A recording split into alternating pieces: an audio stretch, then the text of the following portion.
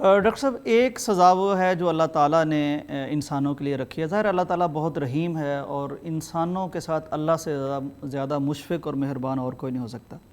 ان کو تو ہم سمجھتے ہیں کہ یہ سزائیں شاید نہیں دی جا سکتی، یہ مشکل ہیں یا پتہ نہیں کیسی ہیں.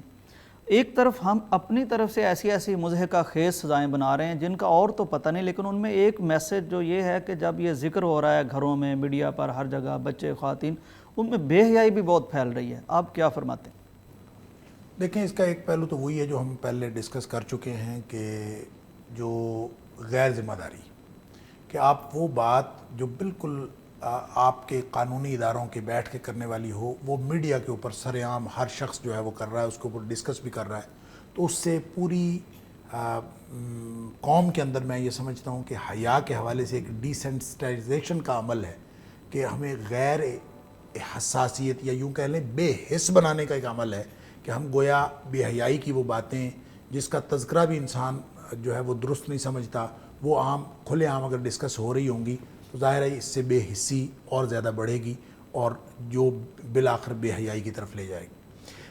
ایک تو یہ میں سمجھتا ہوں غیر ذمہ داری کا پہلو. دوسرا جو اس کا شرعی اور قانونی پہلو ہے وہ یہ کہ دیکھیں، کچھ سزائیں ایسی ہیں جس میں جرم کے تعین کے ساتھ شریعت نے سزا کا تعین بھی کر دیا ہے. جہاں تو جرم کا تعین کیا ہے، سزا کا تعین نہیں کیا، وہاں تو جج کے پاس اختیار ہے، قانونی اداروں کے پاس، مقننہ کے پاس اختیار ہے، پارلیمنٹ کے پاس اختیار ہے کہ وہ اس کے لیے کوئی بھی سزا مقرر کرنے کو کر سکتے ہیں. لیکن وہ جرائم جن کے بارے میں شریعت نے حدود مقرر کر دی، ان کو ہم حدود کہتے ہیں، جس کے بارے میں سزا بھی مقرر کر دی، اللہ تعالیٰ نے مقرر کر دیا.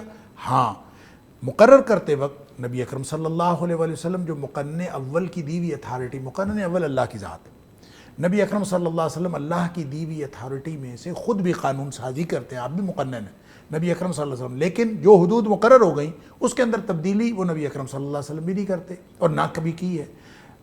ہم جو انسان ہیں، صحابہ کرام ہوں یا قیامت تک آنے والے انسان ہوں، ان میں سے کسی کے پاس اختیار نہیں ہے کہ ان حدود کو تبدیل کر لیں. لہٰذا اگر تو ان جرائم کی بات ہوگی، مثال کے طور پر زنا بالجبر ہے یا زنا بالرضا ہے، شریعت اس کو اس طرح سے تقسیم نہیں کرتی کہ یہ زنا بالرضا ہے، یہ زنا بالجبر ہے، اس کی سزا الگ ہو، اس کی سزا الگ ہو. شریعت اس کو تقسیم کرتی ہے کہ غیر شادی شدہ زانی ہو اور شادی شدہ زانی ہو. غیر شادی شدہ زانی کے لیے اور سزا ہے اور شادی شدہ زانی کے لیے اور سزا ہے. اس کے لیے کوڑے ہیں اور جو شادی شدہ زانی ہے اس کے لیے سنسار ہے، چاہے وہ عورت ہو چاہے وہ مرد ہو. ڈاکٹر صاحب، لیکن بالجبر میں فرق تو پڑے گا. میں یہ عرض کرتا ہوں، جی، اب جو شریعت کی مقرر کرتی ہے، اب اگر وہ بالجبر ہوا ہے تو اس کا مطلب ہے کہ اس کے اندر جرم کے اندر کچھ ایڈیشنل چیز ہوئی ہے، ایک ایڈیشنل جرم ایک فریق کے ساتھ زیادتی ہوئی. ایک فریق کے ساتھ زیادتی ہوئی ہے.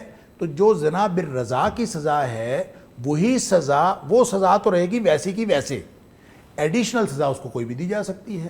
اور وہ ایڈیشنل سزا کتنی دی جا سکتی ہے؟ وہ تعزیری طور پر ہوگی، وہ حد کے اعتبار سے نہیں ہوگی. حد ویسی کی ویسے رہے، نہ حد ساقط ہو سکتی ہے نہ حد کے اندر کوئی تبدیلی ہو سکتی ہے. البتہ تعزیری طور پر اس کے اندر کوئی چیز ایڈ ہو سکتی ہے جرم کی نوعیت کے اعتبار سے. مثال کے طور پر اگر کوئی گھنونا جرم ہوا ہے، کوئی سی گھنونے جرم کا ارتکاب ہوا ہے، زنا بالجبر، ظاہر سی بات ہے کہ یہ اس سے بڑی اور گھنونی حرکت کیا ہو سکتی ہے؟ فساد فی الارض ہے کہ فساد فی الارض. پھر یہ فساد فی الارض کی جب آپ نے یہ بڑی اصطلاح استعمال کی، بہت مناسب اصطلاح ہے جس کو قرآن بھی فساد فی الارض قرار دیتا ہے اور اس کو حد حرابہ میں انما جزاء الذین یحاربون اللہ ورسولہ ویسعون فی الارض فسادا، اور زمین میں فساد پھیلانا چاہتے ہیں.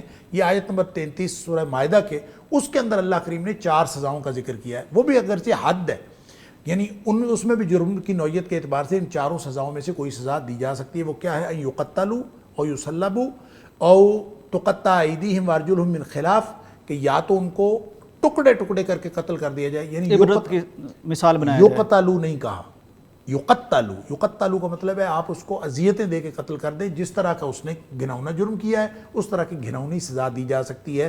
اسی طرح او یصلبوا، یا ان کو سلیب دے دی جائے، یا پھر ان کو ہاتھ پاؤں کاٹ دیے جائیں مخالف سمتوں سے، یا پھر ان کو جلا وطن کر دیا جائے. یہ 4 سزائیں بیک وقت بھی دی جا سکتی ہیں اگر جرم ایسا ہو کہ کسی نے قتل بھی کیا ہو، کسی کی عزت کی پامالی ہو، اگر اس نے کوئی جنسی طور پر کوئی اسالٹ کیا ہے، کوئی حملہ کیا ہے، تو جنسی طور پر جو عمل ہوا ہے اس کی سزا تو ہوگی وہی، جو شریعت نے حد مقرر کی ہے.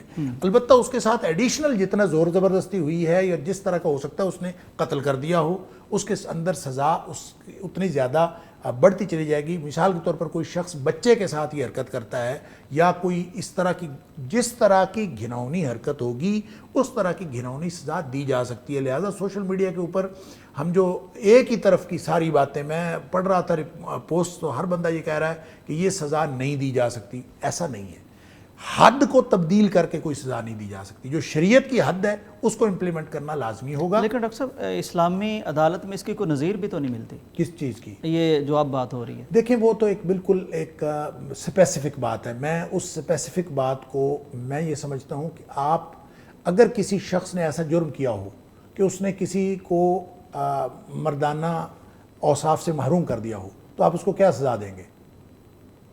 بدلے میں یہ پھر بدلے میں یہی سزا دی جائے گی. لہٰذا آپ یہ نہیں کہہ سکتے کہ یہ سزا نہیں دی جا سکتی یا یہ سزا ہی دی جا سکتی. یہ دونوں باتیں اپنی اپنی جگہ غلط ہیں. وہ دونوں بات ٹھیک ہو بھی سکتی ہے, بات غلط ہو بھی سکتی ہے. جرم کی نوعیت کے اعتبار سے فیصلہ کیا جائے گا, نہ کہ آپ اس کو کوئی ایک مستقل رول بنا